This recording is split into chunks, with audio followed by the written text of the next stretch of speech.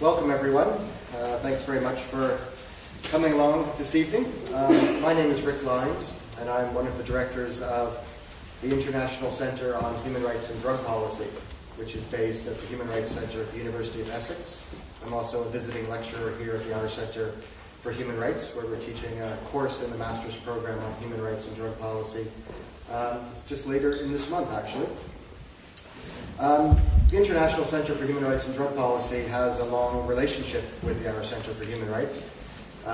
We were founded in 2009 by myself and my colleague Damon Barrett, both of whom were graduates of the Irish Center. And beginning in 2009, we were actually based at the Irish Center for Human Rights, where we established a number of programs.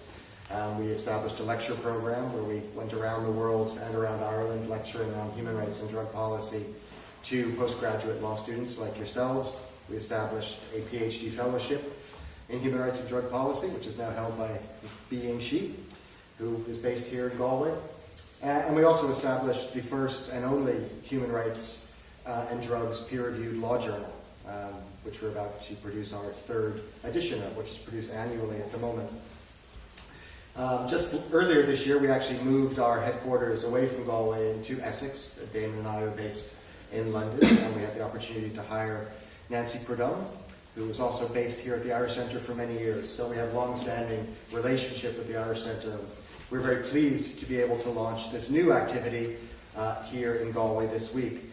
This is the first in a series of 6 debates on different topics related to human rights and drug policy, which were being held in universities around the world.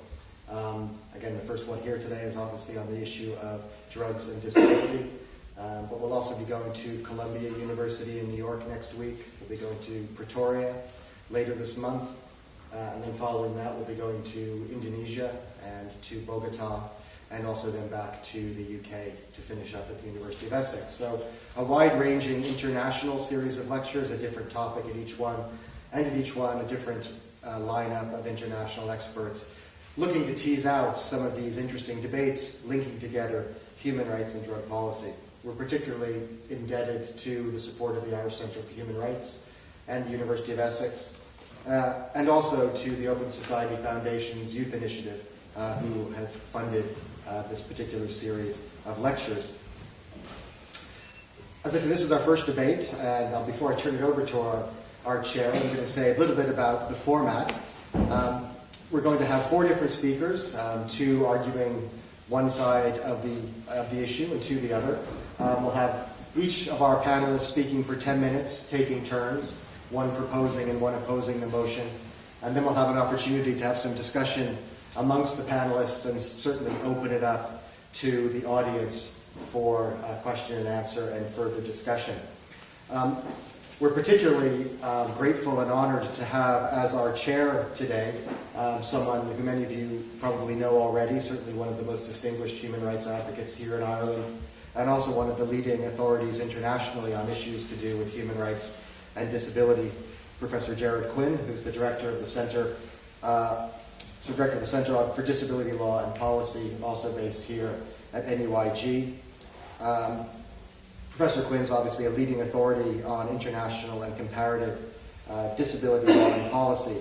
He's a former member of the Irish Human Rights Commission, and very importantly, he led the delegation of Rehabilitation International during the UN working group that elaborated the basis for the Convention on the Rights of Persons with Disabilities.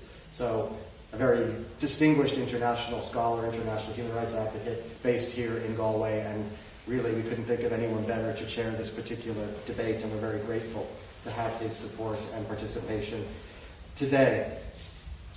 Before I turn it over to Professor Quinn and our guest, maybe we'll just start off for the beginning vote. How many people here would see drug addiction recognized as a disability? Raise your hands. Can I vote? Yes? How many would not? And how many don't have an opinion formed as of yet? Good. Good. Ying-Shi, you've been taking notes? There we go. We have the vote. Thanks very much. I'd like to turn it over to Professor Quinn. Thank you very much. Thanks a lot.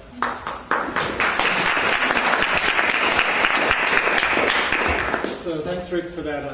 My chief claim to fame is I'm actually a former champion Irish accordion player, which in this culture means a lot more than academic distinctions.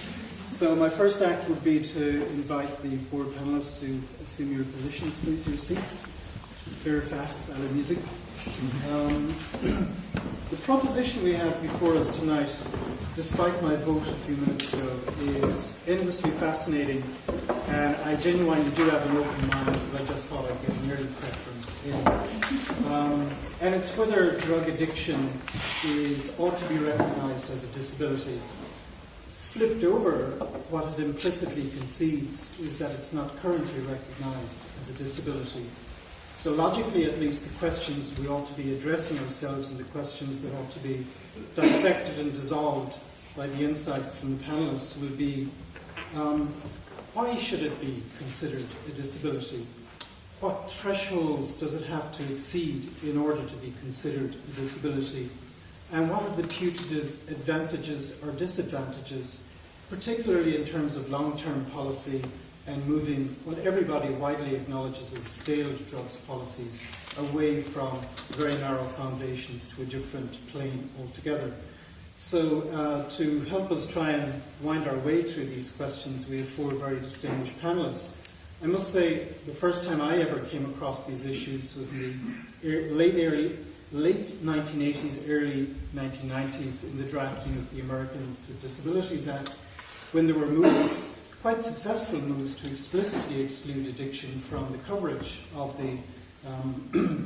the Rolls-Royce of anti-discrimination law on disability. And then laterally, the issue bubbled up, but only momentarily, during the drafting of the UN Convention on the Rights of People with Disabilities.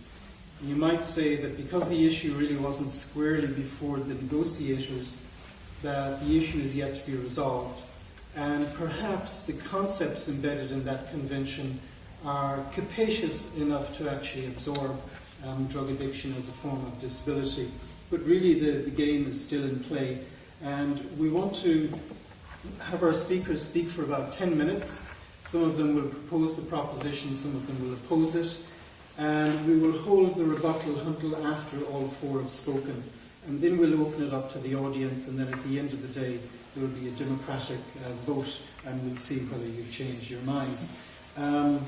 So our first speaker speaking in favour of the proposition is Richard Elliott, who's Executive Director of Canadian HIV/AIDS Legal Network, and also founding member of the Global Treatment Access Group, which is an affiliation of Canadian NGOs advocating for access to medicines and other aspects of the human rights in developing countries.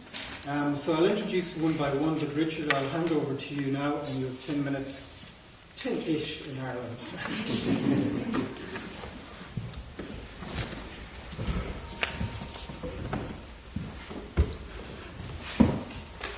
Thank you, Professor Quinn, and thanks to the International Centre on Human Rights and Drug Policy and the Irish Centre for Human Rights and the Centre on Disability Law for the opportunity to speak to you this evening. I'm very pleased to speak in favor of the proposition that drug addiction should be recognized as a disability. I'd like to make three preliminary points before I dive into the substantive arguments that I'd like to put forward in support of the proposition. The first is that, in fact, drug dependence is, in fact, recognized as a disability for the purposes of at least some areas of law in some jurisdictions in the world. So it is, in fact, very much a contentious issue, and different jurisdictions have taken different approaches. Obviously, the perspective that I'll be advancing this evening is that that is, in fact, a correct use of the law to recognize drug dependence as a disability, and that those jurisdictions that have done so have got it right. The second proposition is one about terminology. The proposition that has been put to the room is that drug addiction should be recognized as a disability, and I would like to propose instead that we speak of drug dependence and whether drug dependence should be considered a disability rather than addiction for a number of reasons. One, the term addiction and the term addict have come to be rather judgmental. They're loaded and stigmatizing in many ways. To refer to dependence rather than addiction, I think, is to allow for more precise use of terminology than the rather fuzzy and vague concept of addiction. when we're speaking of a health condition. And thirdly, it is in fact in accordance with recommended terminology from the World Health Organization and the terminology used in the International Classification of Diseases and Health Problems, the ICD.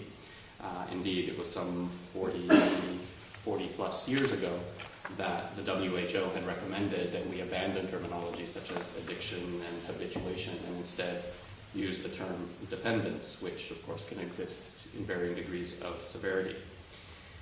So that's rather my second point. Let's speak of dependence rather than addiction. The third preliminary point that I want to make, and I think it falls to me to make it since I'm speaking first, is that it's pretty clear from the discussion that the panelists have had here this evening or earlier today, that we actually all share a common human rights objective of protecting the dignity and the equality of people who use drugs, including those people whose use of drugs might be considered problematic in the sense that it either causes or in some way contributes to the harms that can be experienced by the use of drugs. And although we may take different positions on the basic proposition over the course of the debate, I think we all share that basic premise, and we're all animated in the views that we offer by a desire to ensure the full respect, protection, and fulfillment of the rights of people who use drugs, whether or not we may differ on whether it should be considered a disability in law. So with those preliminary remarks out of the way, let me dive into two substantive questions that I think the proposition before us raises. The first is the one that is explicitly stated. Should addiction or dependence be recognized as a disability? But I think embedded in that question is a first question of whether dependence is, in fact, a disability or can be considered to constitute a disability, which is a separate question from whether it should for purposes of law. If it can't fall within the definition of a disability for whatever reason that someone might want to argue, then we're not going to get very far in making the argument that it should be. So the first thing I'd like to do is address the is or can it be question before speaking to the should. And in order to answer that question, I think we need to look first at obviously available definitions of both drug dependence and disability and see how these might match up. And I'd like to suggest that whether we adopt a narrower medical model of understanding disability or a broader social definition of disability, which is increasingly recognized as a more sophisticated, nuanced understanding of disability and is reflected in the UN Convention on the Rights of Persons with Disabilities, drug dependence fits or can easily be made to fit within the category of disability, at least for some people with drug dependence. So consider the concept in a fairly narrow medical frame. And here we might turn to the WHO and ICD definitions of drug dependence. The WHO recognizes drug dependence as a chronic, relapsing medical condition. Defines it thusly: a cluster of cognitive, behavioral, and physiologic symptoms that indicate a person has impaired control of psychoactive substance use and continues use of the substance despite adverse consequences. This is similar to the focus on the individual characteristics that is found in the definition of the term dependence syndrome, which is the term used in the International Classification of Diseases and Health Problems. Very similar wording: a cluster of physiological, behavioral, and cognitive phenomena in which the use of a substance or a class of substances takes on a much higher priority for a given individual than other behaviors that once had greater value. A central descriptive characteristic of the dependence syndrome is the desire, often strong, sometimes overpowering, to take the psychoactive drugs, which may or may not have been medically prescribed, alcohol or tobacco. And in order, under the ICD, for there to be a diagnosis of drug dependence, the ICD recommends that such a diagnosis should only be made if 3 or more of the following criteria have been present together at some time during the previous year. The first of those is a strong desire or a sense of compulsion to take the substance. The second is difficulties in controlling the substance-taking behavior. A third is a physiological withdrawal state when substance use has ceased or has been reduced. The fourth is evidence of tolerance to the substance, such that increased doses of the psychoactive substance are required in order to achieve the effects originally produced by lower doses. The fifth is progressive neglect of alternative pleasures or interests because of psychoactive substance use. And the sixth and final criterion for consideration is persistence with substance use despite clear evidence of overtly harmful consequences. So at least three of those criteria must be present simultaneously in order for a diagnosis of drug dependence to be made. And as you can see from the list, those definitions, those criteria, focus specifically on characteristics of the individual person, and they understand problematic drug use to be problematic specifically because of its adverse physical or psychological consequences. That is, in essence, the focus is on some sort of impairment of a bodily function or a limitation of some sort in some activity as a result of the ingestion of the substance. So that's one narrower, medically focused definition of drug dependence. But of course, the concept of disability is somewhat broader than that narrow medical focus.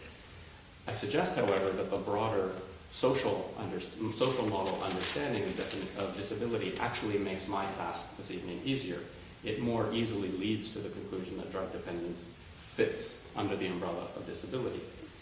So if we look again at some common working definitions, a disability, or the term disabilities, is an umbrella term that covers three different things. It covers impairment, it covers activity limitations, and thirdly, participation restrictions. So an impairment, some sort of problem in body function or structure, an activity limitation that is encountered, a difficulty encountered by a person in executing a task or an action, and or a participation restriction that people experience for their involvement in life situations. And as the WHO has properly said, disability isn't just a health problem, it's actually a complex phenomenon reflecting the interaction between the features of a person's body and features of the society in which he or she lives.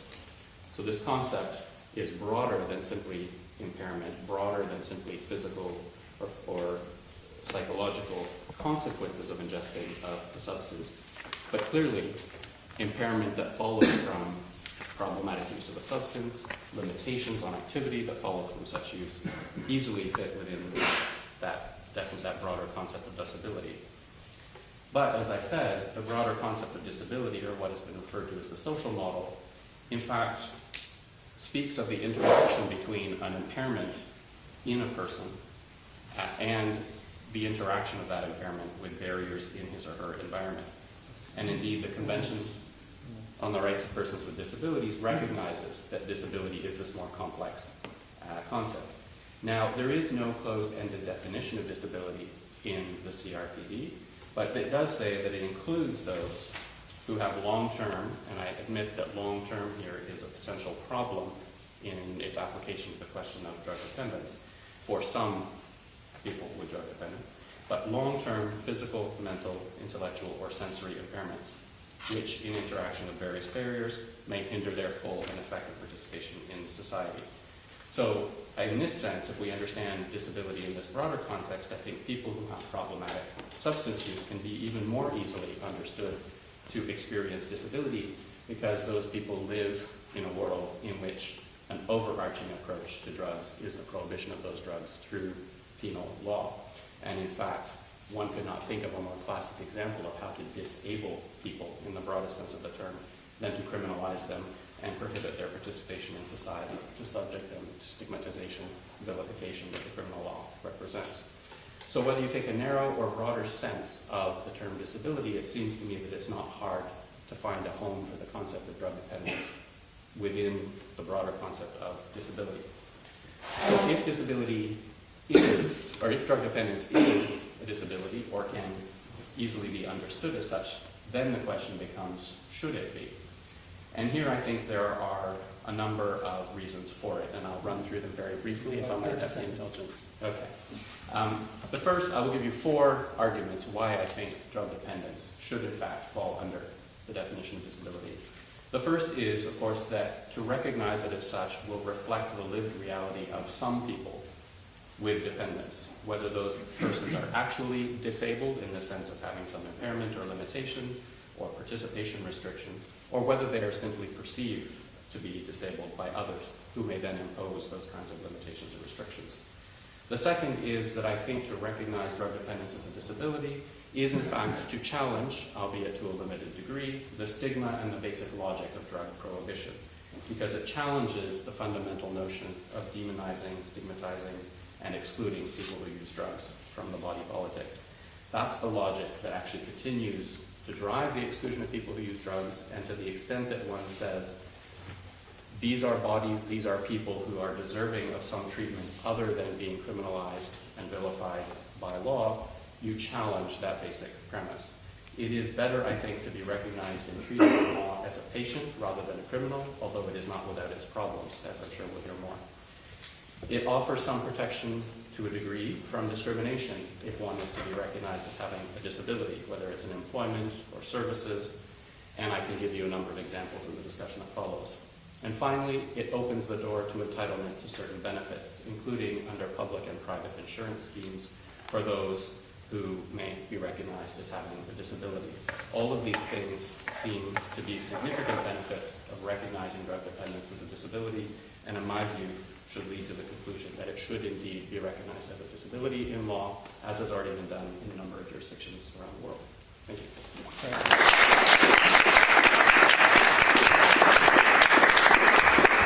So you packed a lot into that, and the core of the argument essentially is that there already are some countries that legislate along the lines of the proposition. You prefer the notion of drug dependence as against drug addiction, mainly because you see drug addiction as a carrier for stigma, wearing your badge of David, so to speak. You say we have a common human rights challenge.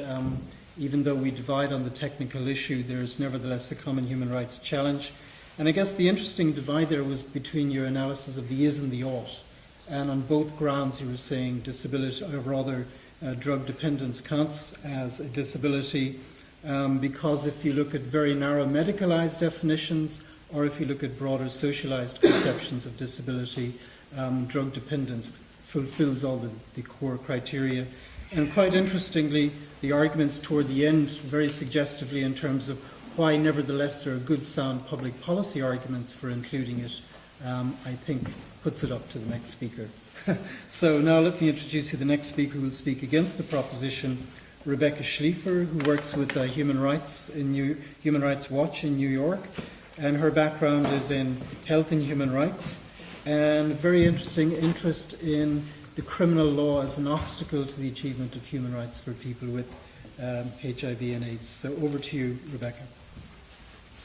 First of all, thank you for coming, and thank you for inviting me to join us today, and thank you all for participating in the discussion. I want to start by saying that Richard's a formidable opponent, not least because we had the benefit of speaking together this morning. He made a neat move by changing the debate from should addiction be recognized as a disability to should drug dependence be recognized as a disability. And I'm going to move back for a minute and start with the point of great agreement among all the panelists, which is we recognize that people who use illegal drugs in particular, regardless of whether they suffer from what might be called dependence, addiction, face widespread and awful, serious human rights violations throughout the world. Extrajudicial executions, arbitrary detention, forced treatment, and this happens in many countries in every region. And we all share a common interest, a common goal in identifying and developing and using strategies that would protect and promote the rights of all people who use drugs.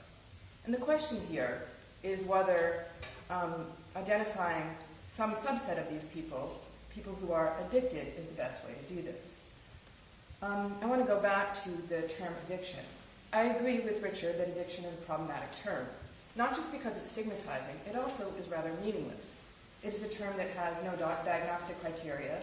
It's not used in a consistent, meaningful way in medical, social, legal, academic literature. But it is often used in policy debates, and often interchangeably with other vague terms: problem, drug user, addict, drug abuser.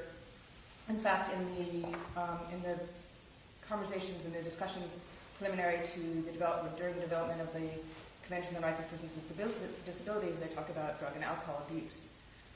Again, it's not clear what that is. It's very subjective. It's also difficult to define with precision what current addiction is, or even if we adopt the term dependence, given that people can relapse after long periods of abstinence, and that many people function 100%,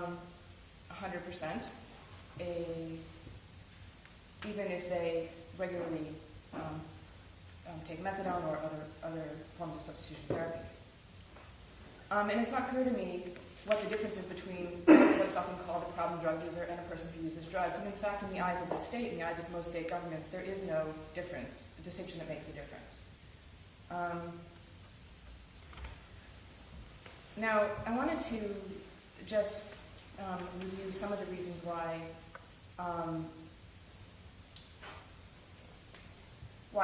though it is, I think this is a critical issue to think through about how or whether people who are addicted or dependent should be considered people with disabilities for the purpose of disability rights or international law.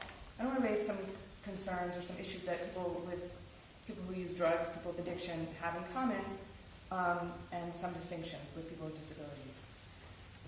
First, as Richard said, drug use, in particular illegal drug use, is already widely stigmatized, and people who use illegal drugs face discrimination and state-sanctioned violence. Even with respect to disability benefits, in some countries, people who are active drug users, arguably the ones most in need of disability protections, are the ones who are excluded from the law. And that's true, for example, of the Americans with Disabilities Act, the so-called Rolls-Royce of disability protections.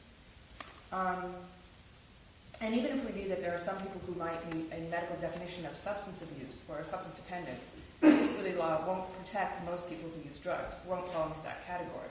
And there's a question of if we have a category of people who are already some of the most vilified, marginalized people, we protect only one little piece of that group, whether that's going to further marginalize some of the people that we all claim to have an interest in working with to promote their rights.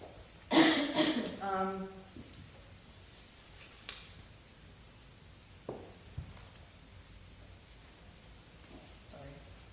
just lost my.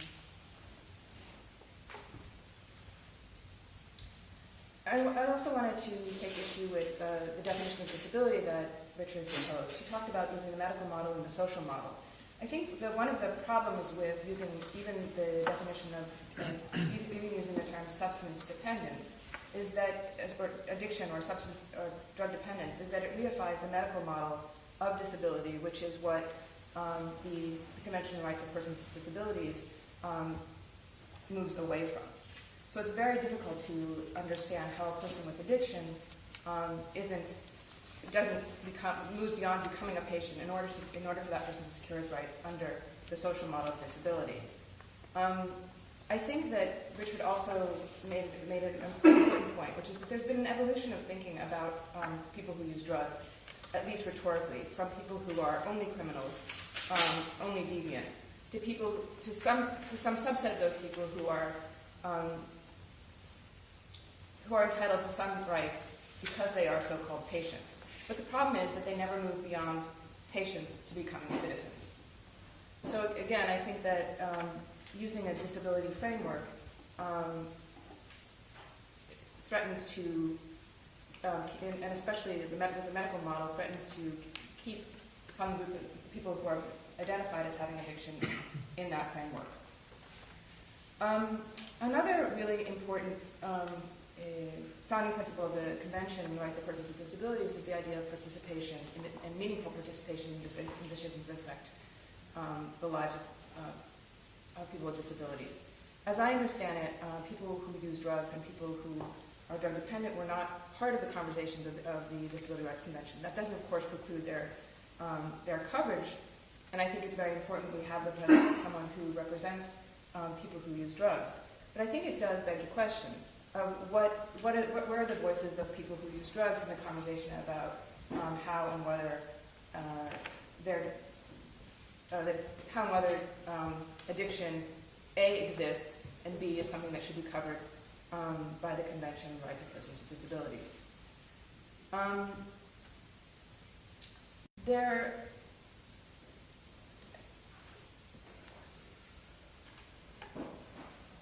I think that there are also some legitimate concerns about the way in which addiction is framed or not framed that may raise concerns from people from the disability rights movement, and I really look forward to Professor Quinn's comments about this.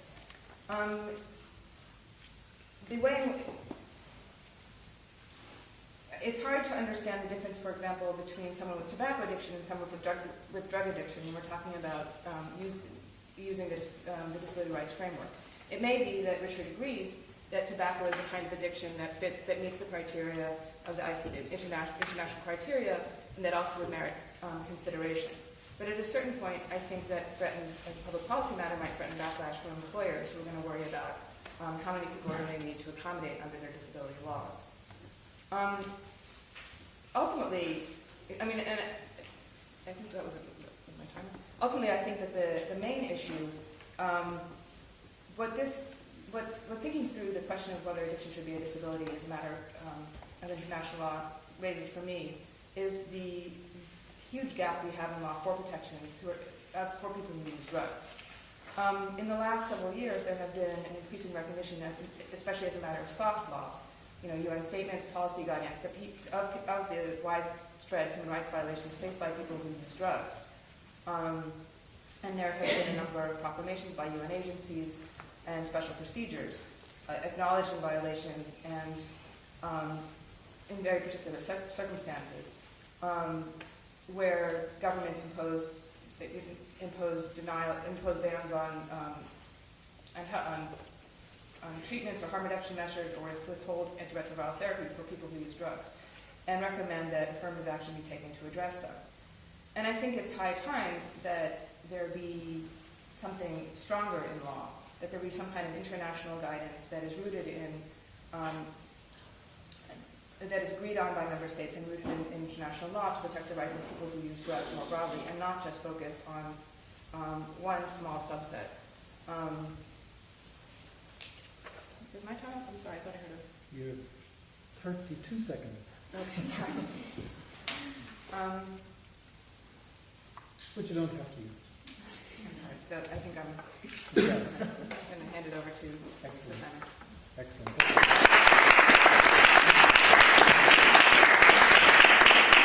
So basically you respond to Simon by challenging his neat move by attempting to remove the debate from one of addiction to one of dependence, in part by saying that the dependence concept is really a hologram of the addiction concept, and either way you're problematizing people, and that's essentially what we were trying to get away from in the Disability Convention.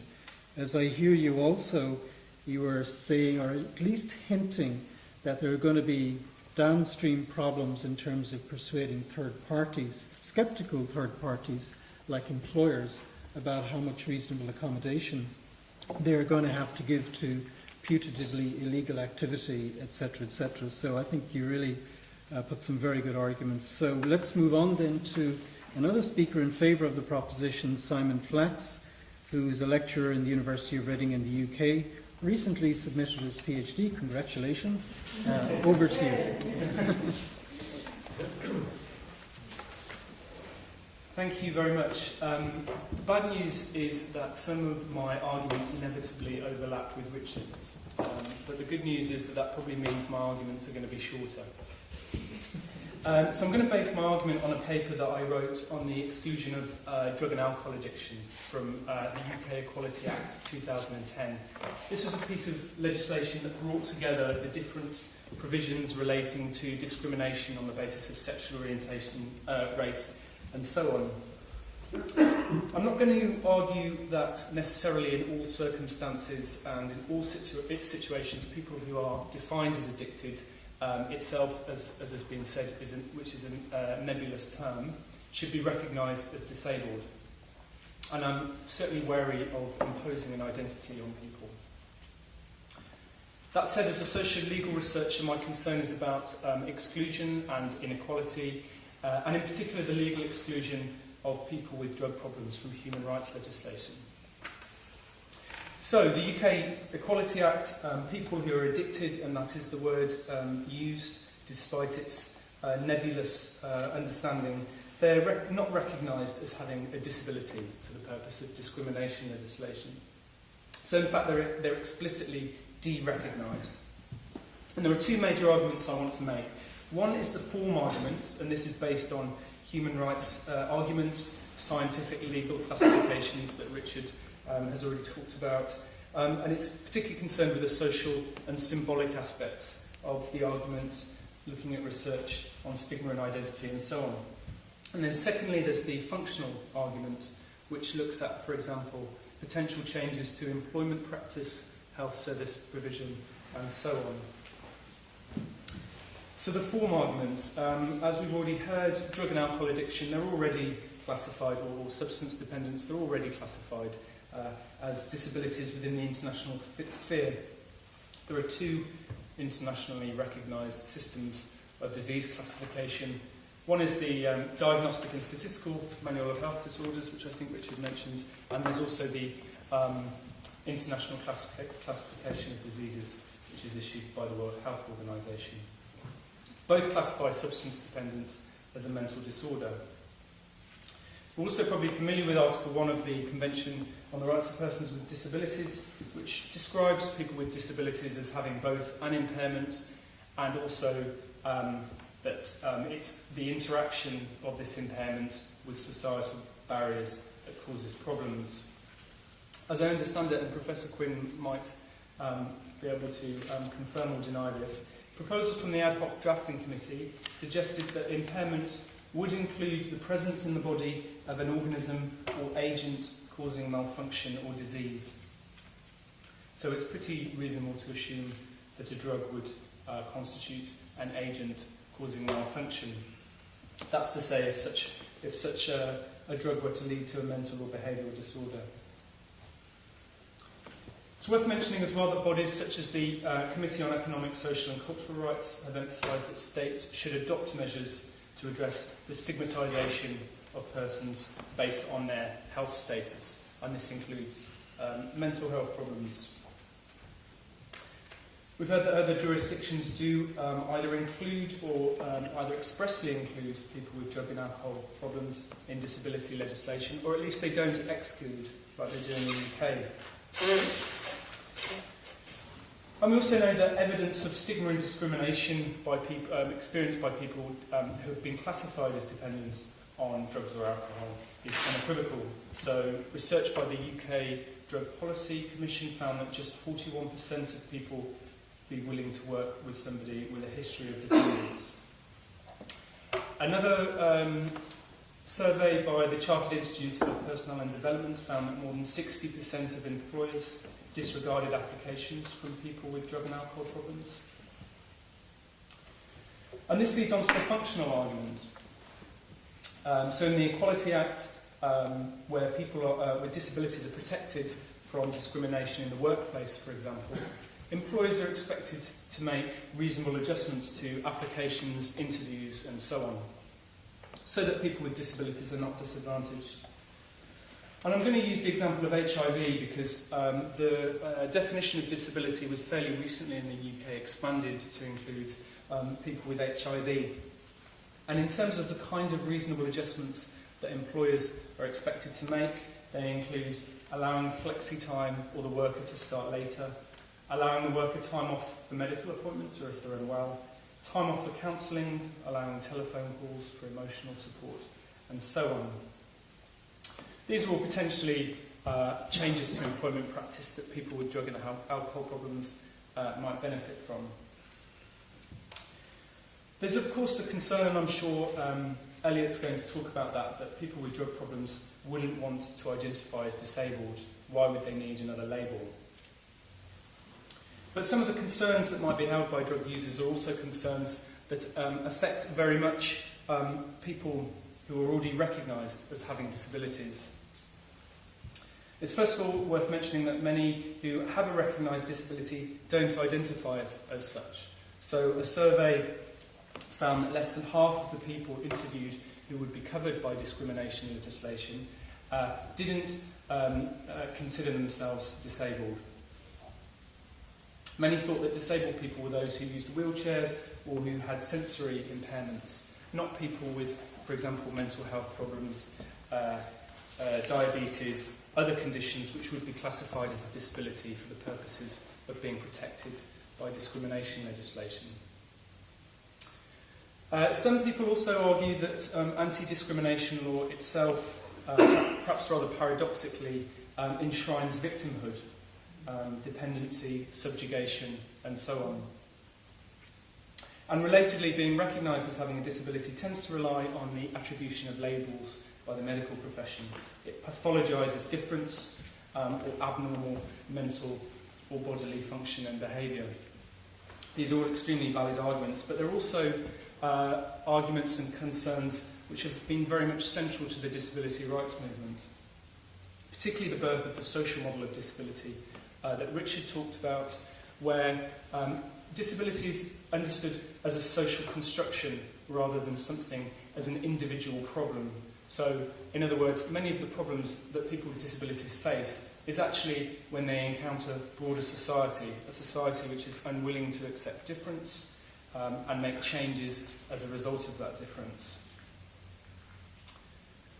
So it's arguable that this understanding of disability, which kind of asks society to look at disability as something that we all might be afflicted by, and that it's just a question of difference, this could actually be really useful for people with drug problems. It might also help with reconceiving addiction as a potential mental health problem rather than a moral failure. And it's also just finally to say that many of us experience mental health problems at some point in our lives, which drug use may or may not lead to. And this also might include difficulties with drug and alcohol use. The least we should expect is that if we encounter these problems, we won't be discriminated against as a result of them. Thank you.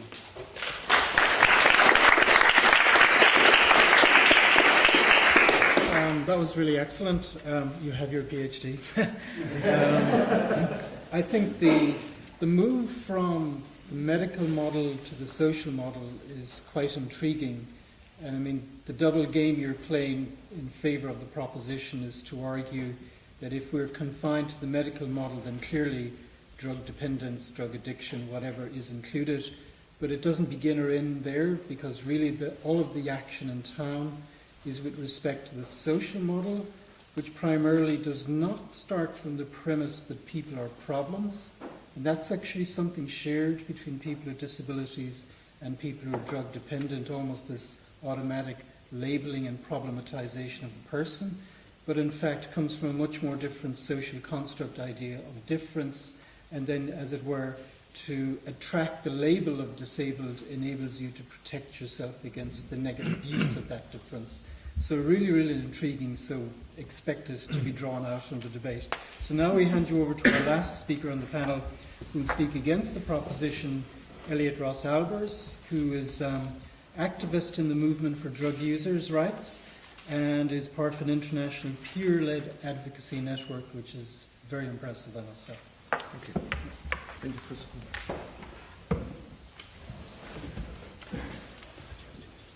Well, I have an extremely hard job. I'm coming at the end of 3 excellent speakers. We've been discussing extensively over the last few days and have found quite a lot of common ground. However, I'll try to draw out some of the differences, and I'm afraid I may well repeat some of the arguments that have been made already. The concept of addiction, we all agreed about this, is a highly problematic term.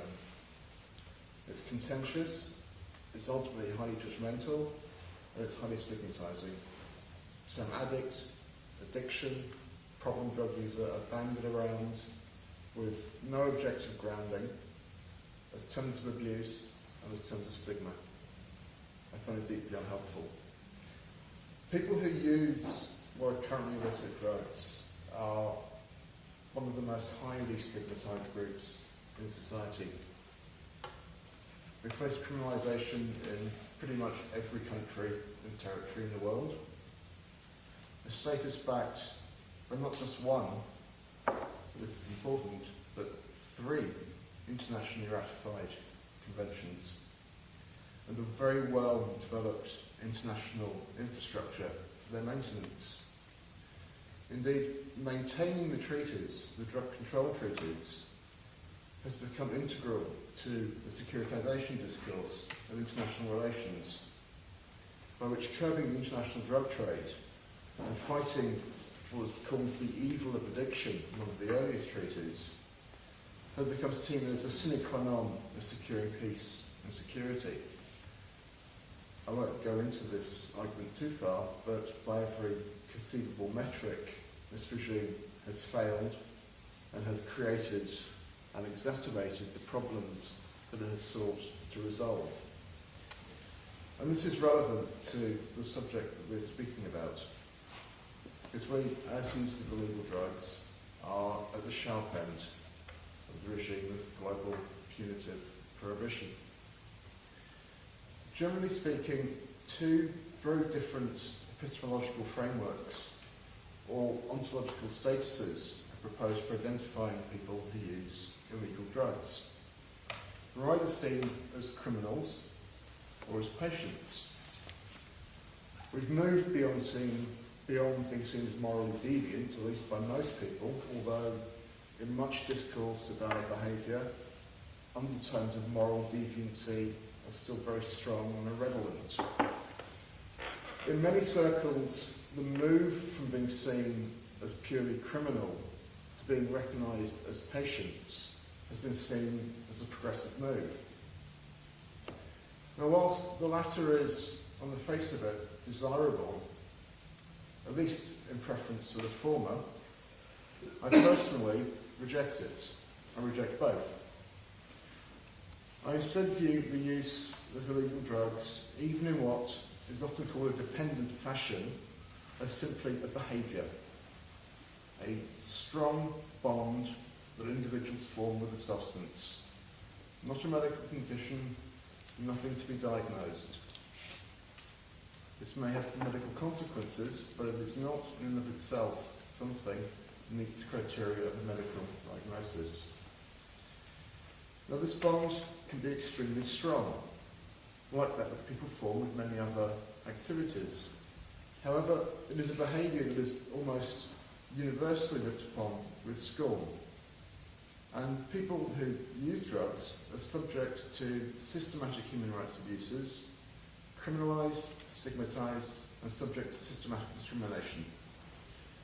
Our behaviour is, in addition, pathologised, seen as deviant, to be scorned and to be avoided. The stigma to which people who use drugs are subject is often justified on the basis that it will dissuade others from following in our footsteps. From using drugs which are often presented as substances with an almost mythical power to enslave their users. It is self-evident that this is both unsuccessful and ethically objectionable, but I think I'm digressing a little. Seeking the protection that comes with the status of disability is also for us highly problematic, as quite simply it reifies our behaviour as pathological and problematic.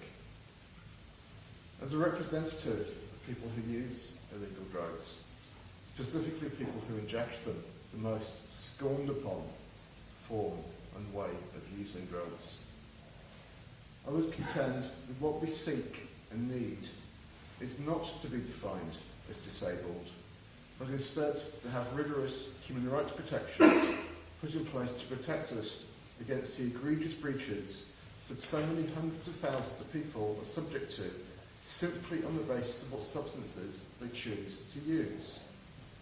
What we seek as a movement is not to be accorded the status of disability. We reject both the DSM and the ICD classifications in the same way the gay rights movement sought so successfully in the end to have same-sex orientations removed from these indices. Our behaviour is no more a medical condition than sexual orientation. Sexual orientation is no more a diagnosable condition than problematic drug uses, so-called. As Simon pointed out, we do not want labeling disability, but full human dignity. Most of us with access, and I'm speaking for myself, with access to pharmacologically pure, uncontaminated drugs are no more disabled than someone who consumes currently legal drugs. And I'm speaking from many years' personal experience.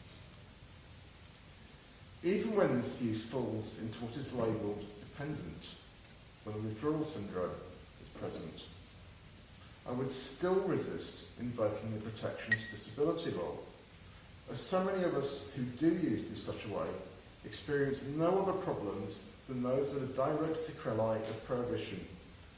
This includes the denial of HIV prevention services, forced treatment, incarceration in detention centres, extrajudicial killing and torture, the removal of children, refusal of housing and employment. However, under conditions of prohibition, seeking the status of a patient and being prescribed drugs can be immensely helpful. For some of us, we have no other choice but to sometimes adopt the status of being a patient. But that is not to say that I believe in taking this position upon ourselves. It is a tactic used under conditions of prohibition. As such, to ask to be labelled as disabled solely on the basis of one's drug use would be to reify and reinforce the logic of prohibition and medical models of drug use, as well as because, as has been pointed out, the social model of disability. Furthermore, the number of people for whom drug use is their sole problem is actually vanishingly small. Indeed, analyses of the harms that are caused by the use of illicit drugs has shown that most of those problems are artificial sequelae of prohibition and not pharmacological consequences of the drug use itself. Diamorphine, heroin, is widely used in medical settings in a safe and controlled way. The problems that can be traced to the drugs themselves are by and large consequences of prohibition. They are namely adulteration, uncertain quality, and uncertain quantity. Opiates, for example, as I said, are widely used in medical settings, perfectly safely, and can be used in such a way outside of a medical setting. They do not become something else when used outside of the instructions of a doctor. However, repressive legal environments, various types of discrimination directed at people who use drugs, not least of all the deeply racist nature of the execution of the drug law in the US most notably, would seem to indicate that we are not talking about a disability, but about the sequelae of the current legal and political environment in which certain drugs are used. The definition of dependence that Richard elucidated is itself deeply problematic for many of the reasons that have been outlined. In order that one meet the definition's criteria, one need not display any phenomena that are diagnosable by medical techniques, diagnosis, or indeed any objective test. When one is told one is a drug addict, one is drug dependent, one is not subject to any medical test or investigation. One simply tells the story. This is what happens. There are no tests. It is not an objectively identifiable condition. Most of the criteria, therefore, are subjective judgments and are ones that are exacerbated, if not caused, by prohibition. The perceived disability, therefore, is one that is created by processes of exclusion, disempowerment, and criminalisation. Many of us who would, according to the internationally accepted definition, be considered to be drug dependent, are far from being disabled, in fact highly competent and very far from being disabled. What we are is subject to processes of stigma and discrimination, and in many regions of the world, gross human rights abuses on a systematic scale. What we are seeking, therefore, is access to services when we need them, protection of our human rights and civil liberties, as well as recognition as full citizens. Thank you.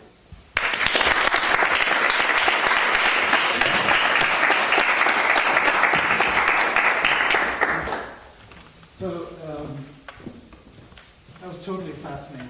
I mean, what's coming across is a motivation, a willingness, a desire for people with drug dependence, if I can use that term, to open up the cornucopia of human rights, both to afford freedoms, but also to afford supports, and perhaps on occasion to afford protections, but nevertheless there's hesitancy to utilize the label of disability as the key that opens up that portal for all of the reasons that came out. So you've all staked really interesting high ground, and so now let four flowers bloom and contend, and you can rebut each other, and then we'll throw it open to the floor. So I'm sure you have responses to one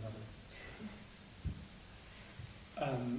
I mean, the thing is, as we were saying before, I have enormous amount of sympathy for Elliot's argument, and I don't think any of us are actually completely steeped in our positions. We can all see different sides of the argument.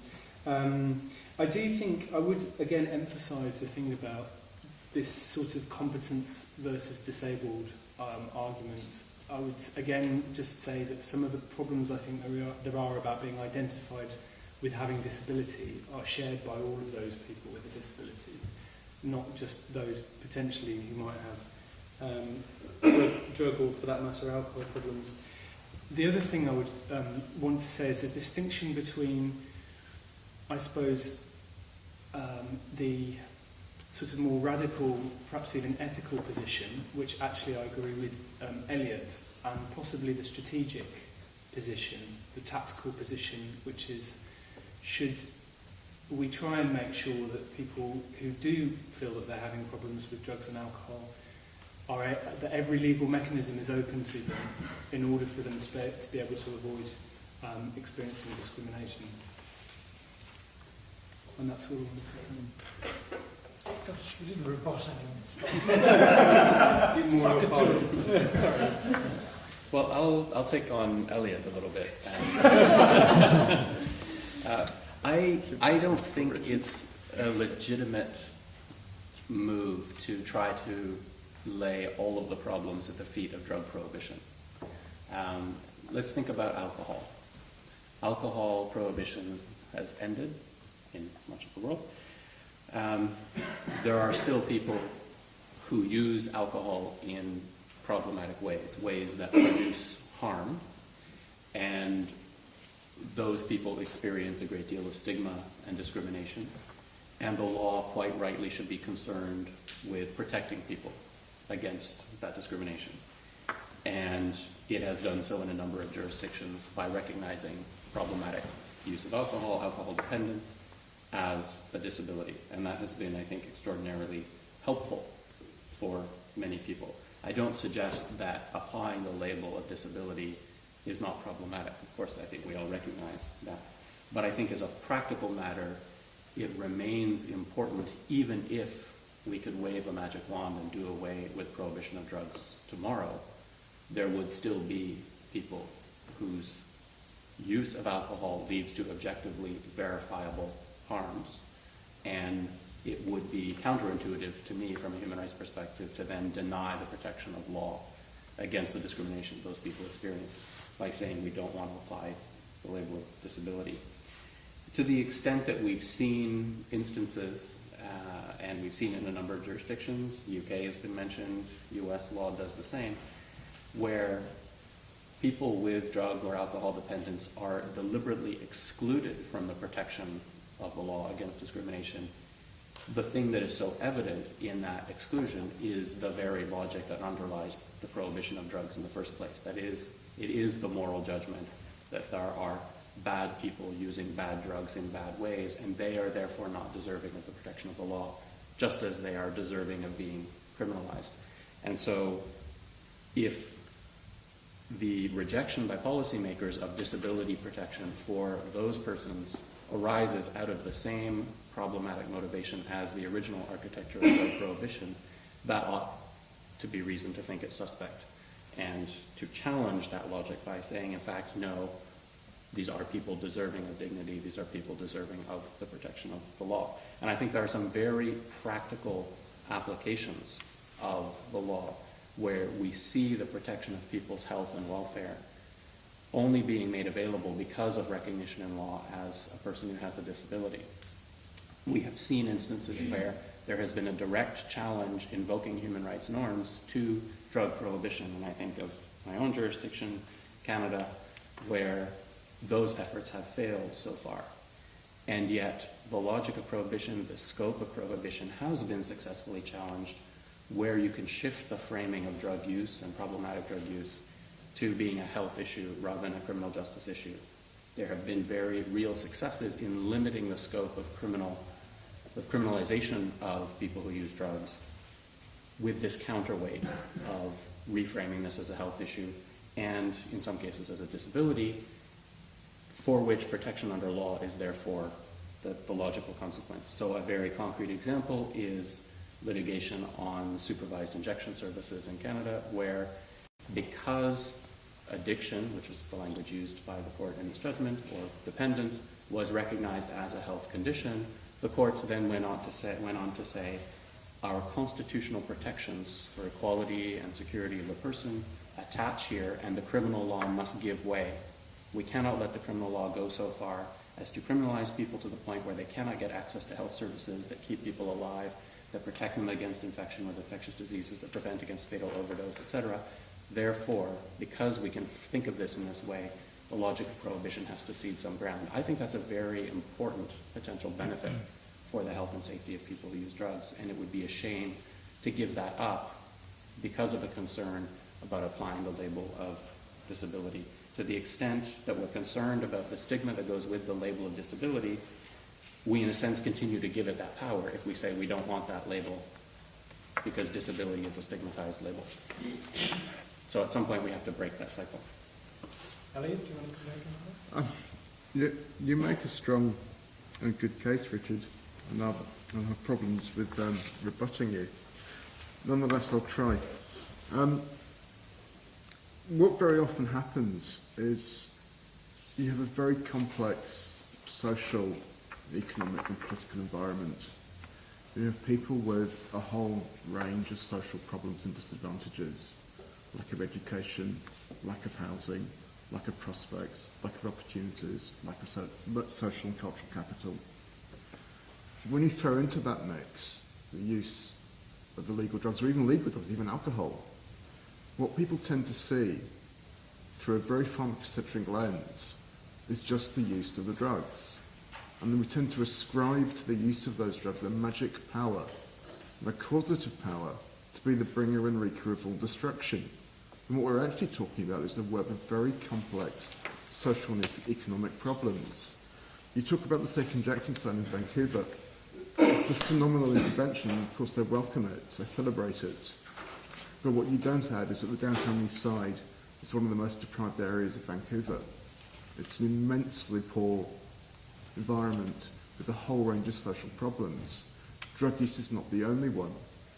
People who are using illegal drugs and have access to social and cultural capital don't need to use the safe injecting facility and probably won't. They'll be injecting at home. It's indigent, homeless drug users who have no other options who'll be using the facility. That being said, we still don't require the label of disability in order to be given access to necessary services to prevent the transmission of HIV and injecting related complications. Can you carry that out of it? You don't need it or you don't want it, or both? Both. Yeah. Both. That being said, as I think I alluded to, sometimes under the conditions in which we're living, we do adopt medical arguments. We will position ourselves medically. I do it in order to get a supply of safe, non-contaminated drugs. But I don't consider myself to be suffering from an illness. It's a tactic, and it's the only discourse that works in a medical setting. So that's how I would generalise it. Rebecca? I mean, just to build on what he was saying, I think that there are strong legal protections which apply to protect access to medication to protect their health. And in fact, just this week, the UN Special Rapporteur on Torture made clear that the denial of of harm reduction, opioid substitution therapy to people in need, it could amount to tortural treatment, especially when it's at the hands of the state, and even when it's at private parties. So I think as a strategic matter, I think availing the protections of the CRPD is extremely important, extremely useful. But I think at the same time, there are really important legal protections that should be applied as well, and that already cover a lot of the situations that Elliot was describing. I mean, I think I want to just make one more point. I think there's another related to some of the things that Elliot was saying. I think that one of the things that people who use drugs and people with particularly psychosocial disabilities share is that they are commonly believed to lack legal capacity, either the capacity to make decisions on their own behalf. And in many jurisdictions, and there's some jurisdictions in Europe and Latin America and many in the US, people who use drugs can be denied legal capacity by similar legal mechanisms that people who have psychosocial disabilities. And I think, therefore, it's important for members of both communities to strategize, and those of us who work with them, to strategize about ways to challenge that. But I think while we are doing that, I think we need to recognize that if, for example, Elliot were to move to Peru, he might be subject to a denial, subject to guardianship, both because of his addiction as well as because of a mental disability that would be described through the definition of the given to us by the ICD and the WHO. So I think that we need to be aware of those kind of booby traps along the way. This is really fascinating. I mean, there's kind of a disjoint here between where the disability community was coming from and where you perceive them to be coming from, because I think the thing you really share powerfully is an absolute rejection of the problematization of people and of building policies around that concept of problematizing people. And to say people are not problems, they have rights. And therefore there ought to be avenues to vindicating those rights that respect your dignity and autonomy and so forth. It just happens to be an accident of legal history that the way we tended to organize that, at least in the past, was by forcing you through certain funnels to attach your badge of David in order to say, I qualify, therefore give me X, Y, and Z. Which you really oughtn't to be forced to do if we take seriously this notion of intersectionality, which I read a lot but don't really understand. And also it's quite fascinating because people in the disability community would adamantly reject the kind of stigmatization that in reverse has been attributed to the movement, because the whole ethos is that we're all disabled, we all have certain functional limitations. I have many, actually, when it comes to finances particularly. And in a sense, the disability community is saying this treaty, although it's labelled a Convention on the Rights of People with Disabilities, is not about disability. It's actually about the universal human condition. And it's just the latest iteration of a theory of justice as applied in this particular area. And in fact, for a long time, I'll shut up here, for a long time during the negotiations, we were at one in rejecting the need for a definition of disability, because in a sense we saw the social construct model as being so serious that we didn't need to draw the peculiarities of the person, medically or otherwise, and then force you to squeeze yourself into one or other categories. We were gazumped by the European Court of Justice that in the middle of the negotiations produced a judgment that looked like a definition of disability, and then we had to switch, but trying to preserve as much as possible the social construct metaphor and the commitment to justice in the human condition as distinct from just medicalized conceptions of disability. But there I shut up and throw it open to you, because I'm sure you have lots of observations and questions and rebuttals of your own.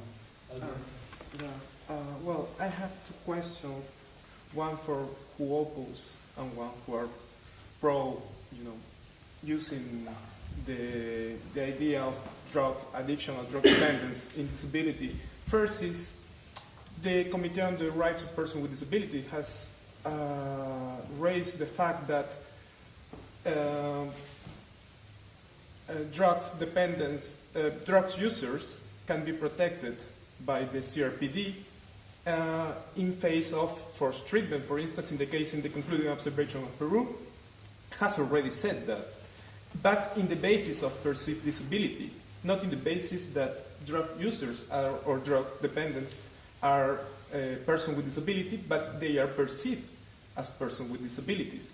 So what do you think that is going to be, the impact of that decision in the general context of the rights of drug dependents? And the second question from the other side is, who support the idea that drug dependents are disabled people, use something that probably in the process of the developing of policies and rights of persons with disability, people with disability avoid, is being treated like a patient, or that the focus of the policy is rehabilitation. And that's when I found a problem, and it's that maybe drug dependents and persons with disability shares at some point the same kind of discrimination on the basis of the lack of capacity, as Becca said, but probably the kind of policies they need are different, because we're focusing at some point, to freedom, or the fact that they may need treatment. There is a discussion open there, but in the case of persons with disabilities, about how we challenge structural disadvantages. So we're facing another kind of policy that we need in the case of persons with disability, and how you pull that for drug dependence. So I feel a contradiction in there, because we're pulling the whole system to the medical model to put rehabilitation and access to services, and that's not the way.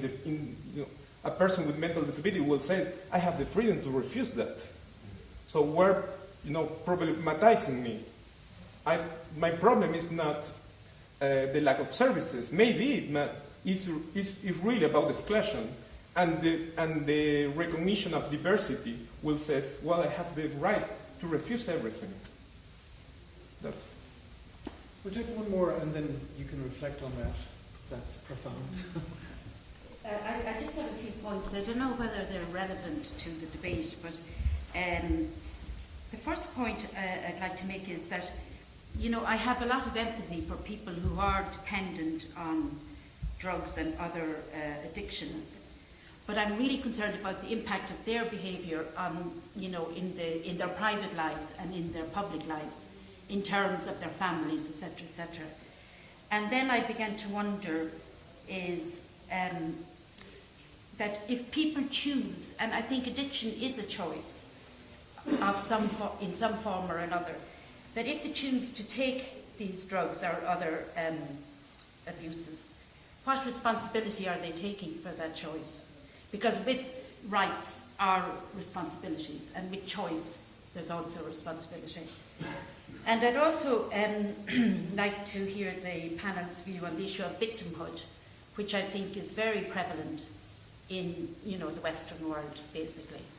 And I'd also like to make the point that, for example, in Pakistan or in Yemen, opium farmers who are growing these drugs are very poor and often very hungry, and they take drugs in order to suppress their appetite. They may have just one meal a day, and then they take these drugs in order to, so that issue is about poverty and about hunger. So I'd just like to hear the panel's views on that. Wow, great questions coming out. Let's hold this for a moment and get the panel to respond, and then we'll come back to your question.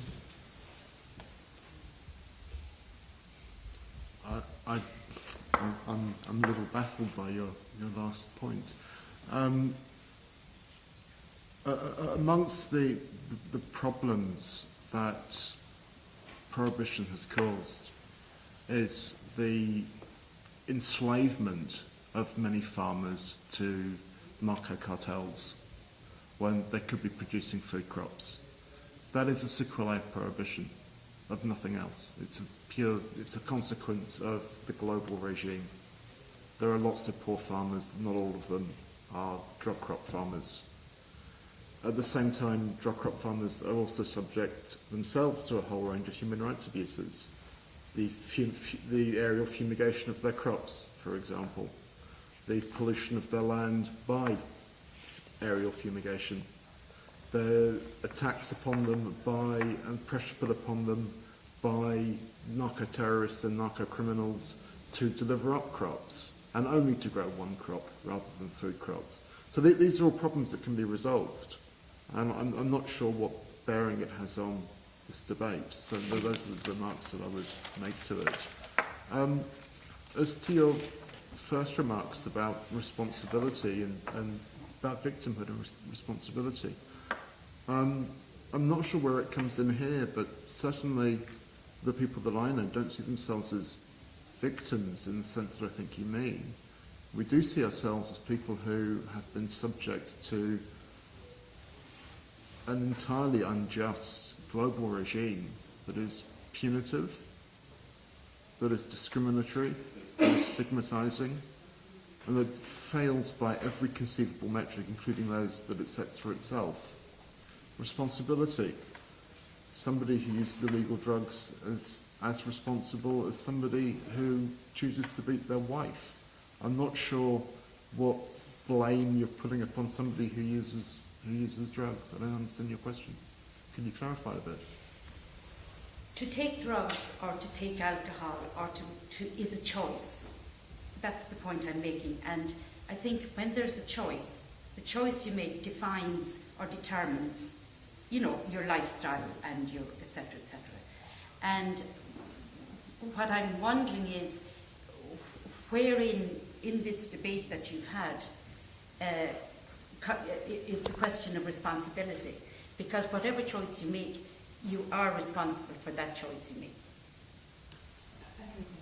I mean, I think it's an interesting question because it's one that comes up in national level discussions all the time, especially with respect to drug use. When people use illegal drugs and may suffer health consequences, sometimes categorized as mental health consequences, though they're often it's often on the basis that they chose to do this themselves. They're not deserving of human rights protections, of disability rights protections, as are other people who have more innocently caused disabilities. And that is a framework that this debate takes in the U.S., for example. And I think another way to think about that is, lots of people face health problems, even disabilities, because of choices they make. I could be an extreme skier. I choose to go down dangerous mountains all the time. I have a really bad accident and I'm paralyzed. That may be a common accident in extreme sports. But there's not the same kind of vitriol or blame that is attached to that kind of behavior. So I think the point you raise is important because it comes up in policy debates all the time. There are, as Simon wrote in his article, there are people whose behavior is considered deserving of benefits, and there's people whose behavior is considered deviant, and people who use drugs are among them. So I think that's the way I would address that question. I'm not completely certain I understood your question, Alberto, but I wanted just to say that I do have to come out as someone who has strategically used the framework of disability to protect the rights of people who use drugs. And so this side of the argument was hard for me. And the example of the CRPD is based on a submission that Alberto and I wrote together. So, and so I think that to me, it's just a very important example of how the framework of disability is an important strategic move. It's important, it's a tool that we have in our limited toolkit to protect the rights of people who use drugs. Yeah. And I think that the other part of your question, I think that your comment, I think, is important with respect to something that Elliot said, where people who use drugs move. There's a move from being criminals to being patients. And that seems to be thought of as progress and is often really a cover by governments for another form of abuse. And the question, and similarly with people with disabilities, there's a move from being objects of charity to people who need rehabilitation, and now to being full citizens. And I think the problem with people who use drugs is is in part because of prohibition, but also because of the largely, related to prohibition, the widespread and accepted state policies that deprive people who use certain drugs of benefits that other people get, that they lack full citizenship. So, for again, using the United States as an example, people who have used methamphetamine may be permanently denied social housing. People who use drugs are disproportionately represented in prisons in the U.S. And in many states in the U.S., you are permanently deprived or for a long term deprived of your right to vote if you've been in prison. And so you can trace the deprivation of a number of rights to the categorization of a deviant behavior. So, Richard, you wanted to get back in? Yeah, I wanted to say a few things, one of which Becca has actually just said, the skiing example, so I've crossed that off. But to go to the question of choice, I think choice does constantly come up. It comes up before courts, for example, when you try to challenge the abuses that flow from drug prohibition, including abuses against people with what I think you can objectively describe as a medical condition of dependence. But I think, the point that Becca has made, that we don't deprive people of protection against discrimination under the law holus bolus just because they have made a particular choice at some point. If someone has chosen to engage in that extreme sport and suffers an injury and has a long-term physical impairment that results from it, we don't therefore say, well, you shouldn't have done it in the first place, and therefore the law will not protect you against the discrimination that you will now experience because of your disability. That would be wrong, and I think it would be just as wrong to do so in the case of drug dependence. The thing that's a little bit of a complicating factor, I think, when it comes to a disability such as drug dependence is that inherent in the nature of the condition is, to varying degrees and under varying circumstances, an impact upon the voluntariness of the behavior. That is a defining feature for some people with drug dependence, that capacity to resist the compulsion to use can be limited. Now, it would be far too simplistic to say there is no agency, there is no free will. Of course not, especially not since the whole notion of, at least some approaches to treatment of drug dependence, insists upon the recovery of that will and the exercise of that will so that you don't use that substance in future. But I think recognizing that it's complicated doesn't mean that we just say there's either a choice or there isn't. In some litigation that has happened, including over access to health services in some jurisdictions, the government line to try to defend the absolute edifice of criminal prohibition and say, therefore we can criminalize access to things like supervised injection sites and so on, is you chose to do this, so you don't have any claim upon the state that it must create some space for you to have access to these services. The reason that you suffer overdose, the reason that you suffer higher prevalence of HIV or Hep C or whatever because of sharing injection equipment is because of the choice you originally made. And therefore, it's entirely your responsibility, and the state is absolved of any responsibility for the harm that it produces by criminalizing you. And courts, in some places anyway, have quite rightly said, no, that's just wrong. You can't say that just because there may have been a choice at some point to use this or that substance, therefore the state bears no responsibility for the harm that its own actions of criminalizing people produces. That the state can't get off the hook that easily. But I think you only get to that, what I think is desirable conclusion, if you can actually make an appeal to there is a health condition here, and very strategically that is the case that was made before the court in the one instance that I'm thinking of, and made successfully, so that at the end of the day the court said prohibition has to give way because it runs up against a health condition and people have a right to have access to health services, including health services to address a disability of drug dependence. We wouldn't have got that outcome had there not been alternative framing available. And so I wouldn't want to lose that very real potential benefit for people with drug dependence because of quite understandable and entirely legitimate concern about applying a label of disability simplistically. To go to your first point, Alberto, because I'm not sure I understood the second, I don't think jurisprudence recognizing protection for people based on perceived disability, I think you mentioned a particular case, is anything new. I think that is already a very well-established concept in disability law. And it's well established in those jurisdictions where drug dependence is already recognized as a disability. Whether you have an actual dependence or you're simply perceived to have a dependence is sufficient to trigger the protection of the law, which is as I think it should be, and provides a certain measure of protection for people who may not have those criteria for a diagnosis of drug dependence and who may just be an occasional user, but for whatever reason have run up against the stigma and discrimination that people who use drugs encounter, and because there's a perception that they may be disabled and that they may have a dependence, and therefore lose their job, get kicked out of housing, get denied benefits, etc. And I think that's an important penumbra of protection that is important for people who, even if they don't necessarily have what might be clinically considered drug dependence, it's still a broader protection of the law, which is important. What's really interesting in our language, in our professions about universal human rights, is what keeps creeping back into the equation is divisions between deserving and undeserving.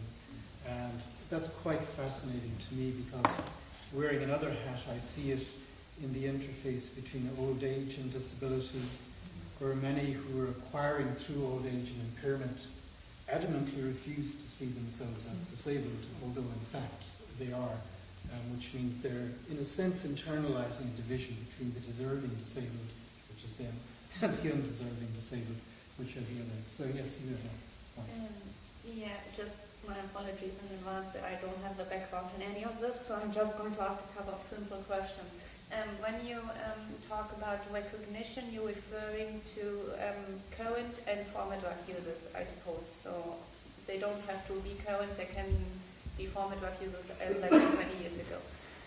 Then you refer to several jurisdictions who recognized drug use as a disability. Could you give like one or two examples and say what the driving factors behind that? And then I would like to know if you would use the same argument for like addiction to gambling or to sex or to adrenaline.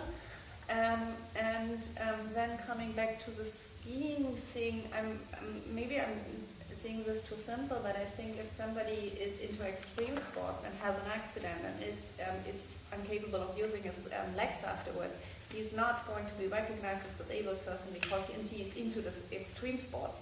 He's recognized because he has a physical, irreparable damage. And I guess if you have a drug user over a certain time who has similar physical conditions that you can't revoke, there wouldn't be a question about recognizing it as disability.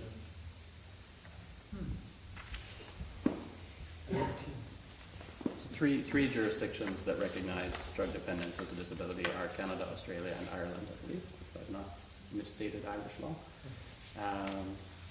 Two that do not are the US and the UK. Or the US is a little more complicated. The U.S. recognizes people who the U.S. does not recognize current drug users. So if you're actively using drugs, whether or not you're dependent, you cannot avail yourself of disability benefits, unless it's considered for the purposes of. I'm sorry, you can't you can avail yourself of many disability protections under the Americans with Disabilities Act. You can, however, qualify for public benefits, for disability benefits, if you are a dependent on drugs and that is your secondary diagnosis. If that is your only diagnosis, then you can't get public benefits. So. Correct me if I'm wrong, but you are considered to be disabled under the Americans with Disabilities Act if you're a current drug user undergoing rehabilitation? Yes. Yeah, okay. So again, the distinction between the deserving... except for I think it's a current drug user, meaning somebody who's not currently using because you're going undergoing rehabilitation. So, yeah, we...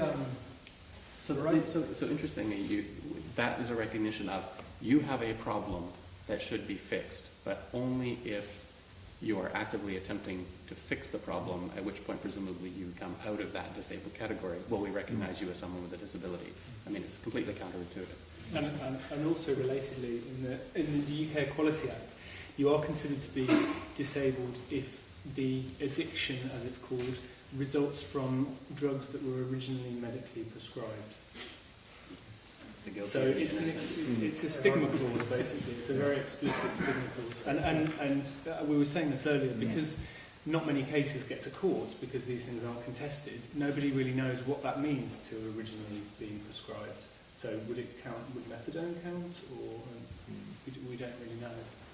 So some of the interesting debates in the US Senate when drafting the ADA had absolutely nothing to do with the logic of the ADA. It had to do with exclusions from the ADA.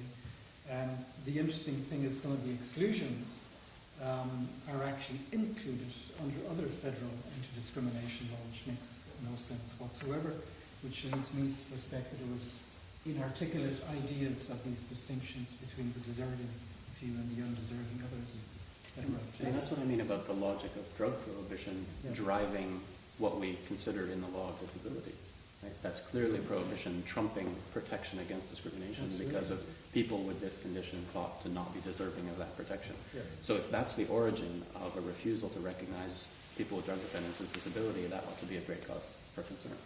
And I think it's no more evident than in the U.S., where, for example, with Social Security disability benefits, people who were current users of drugs were eligible until 1996, when their eligibility was removed. And I have just a small comment. Yeah. I think just in terms of just paying attention to the terminology we use, Richard was just talking about people who lack the capacity to resist compulsion to use. People who are drug dependent as having that compulsion and can't lack capacity, and that those might be people we might recognize within the category of disabled. And I think there's another way to think about people who have drug cravings and how they deal with them, which is that people may be responsibly addressing their cravings for drug use by injecting periodically during the day so they can actually do their job. And so I think there's an important framing when we think about using drugs, whether it is because I think in the UN literature, UN Office on Drugs and Crime, in the DSM and WHO, there's this idea that a person who is addicted to certain drugs really can't control themselves. They have to do this thing. When in fact, the fact that they are doing this thing, the fact that they are injecting is enabling them to lead a productive life. So you're saying almost they're treated as the functional equivalent of people who lack legal capacity because the impairment cuts so deep that you're no longer sure there's a stable self there that's in control of their own life narrative? Or am I putting words in your mouth? No, I think that's right. And I think, unfortunately, we've had to use those kind of arguments in order to get benefits or make arguments for people who use drugs. But they're very, to use probably an inapt term, very disabling. Sure. Let's take one more, and then we're going to vote.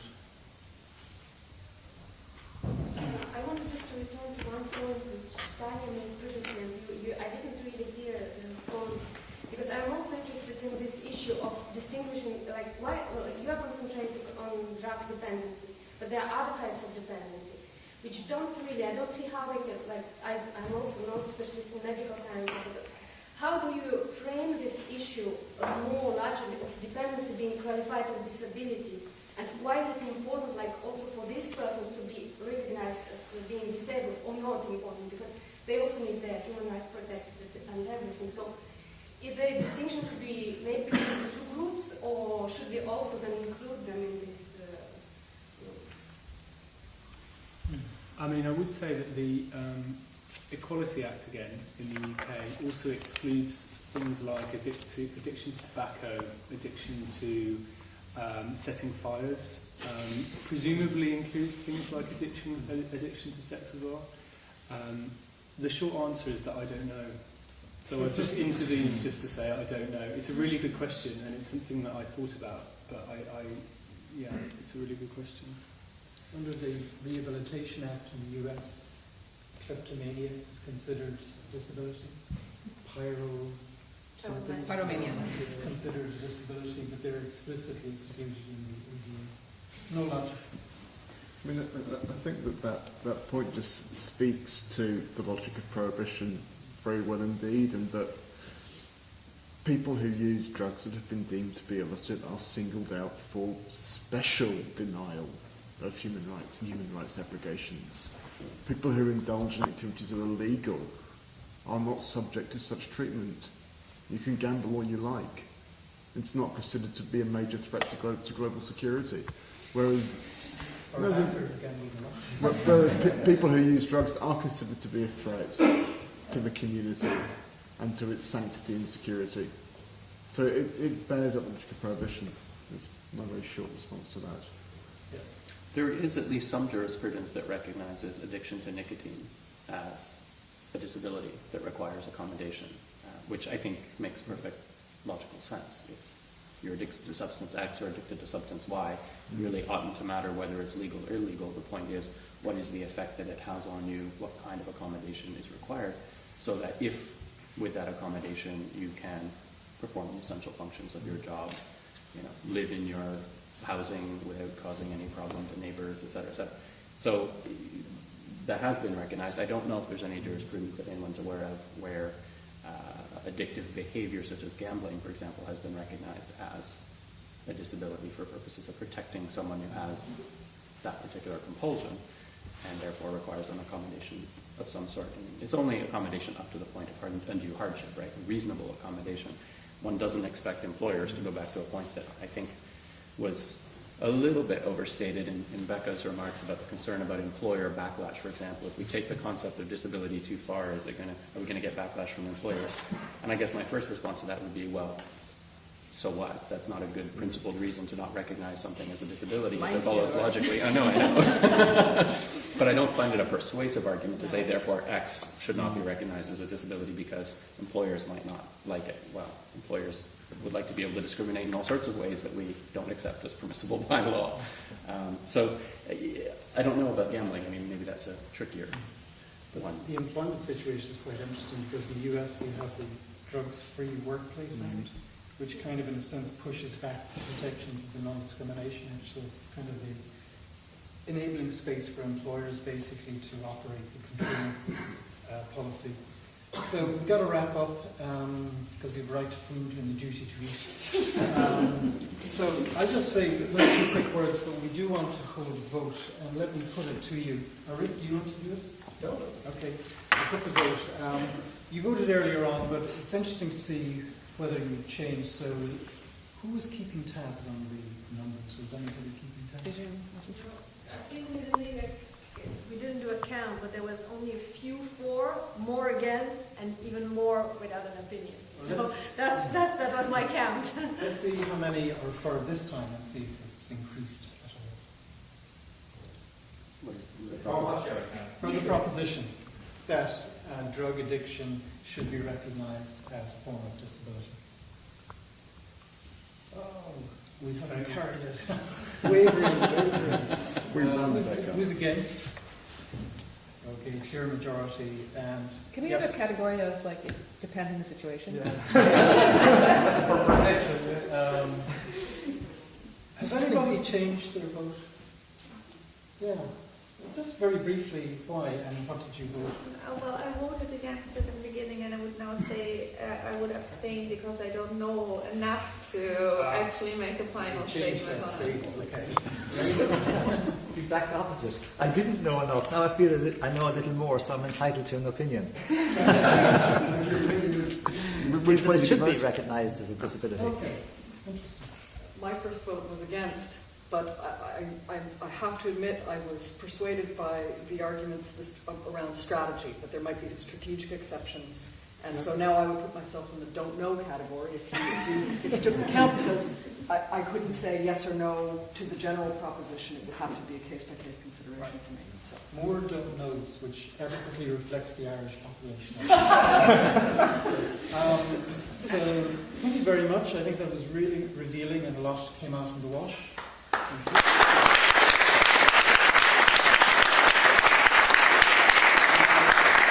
It's really interesting to begin exploring the kind of continuities, discontinuities between the various protectorates, and even if that's the right way to be going about thinking about universal human rights.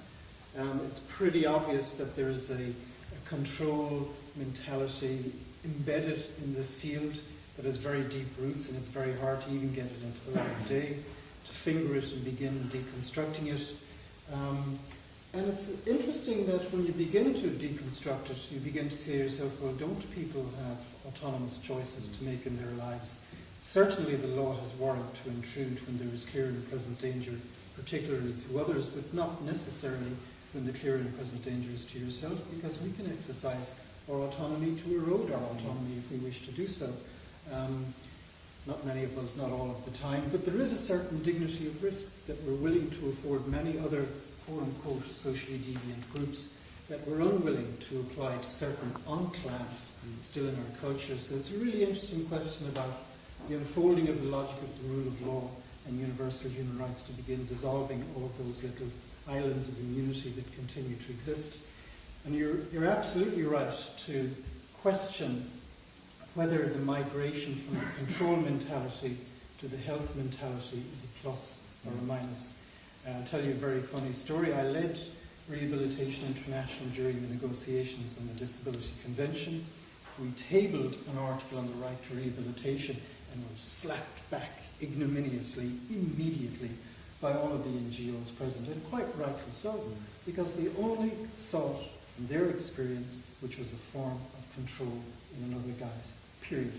And the only way it could get back into the convention is that if you pegged it visibly, clearly to the exercise of individual autonomy. That was the only way in which the quote-unquote healthcare provisions could be re-rationalized, rebundled to underpin individual autonomy and so forth.